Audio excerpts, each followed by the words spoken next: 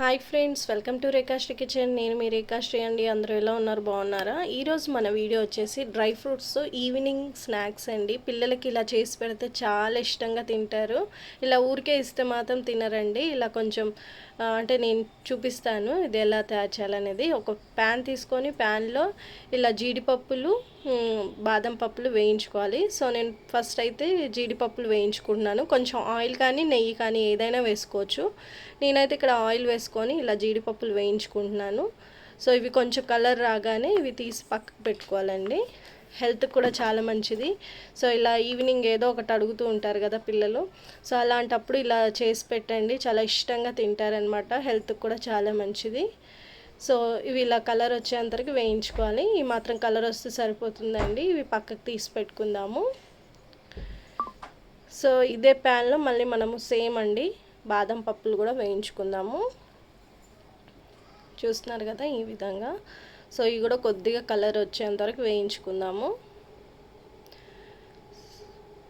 ఇలా వేగిపోయినాయి కదా, ఇవి కూడా మనము ఒక ప్లేట్లోకి తీసేసుకుందామండి. ఈ మాత్రం వేగితే సరిపోతుంది.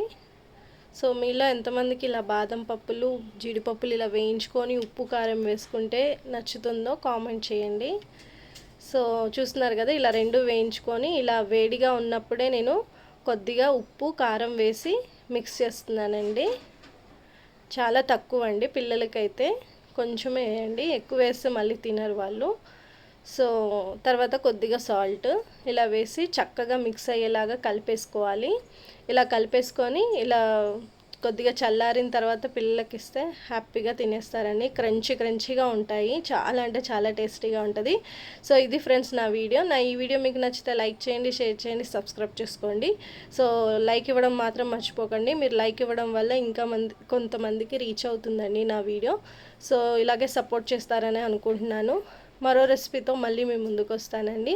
అంతవరకు బాయ్. చూస్తున్నారు కదా ఇలా అసలు ఎంత బాగుందో ఇలా టేస్ట్ చేస్తేనే.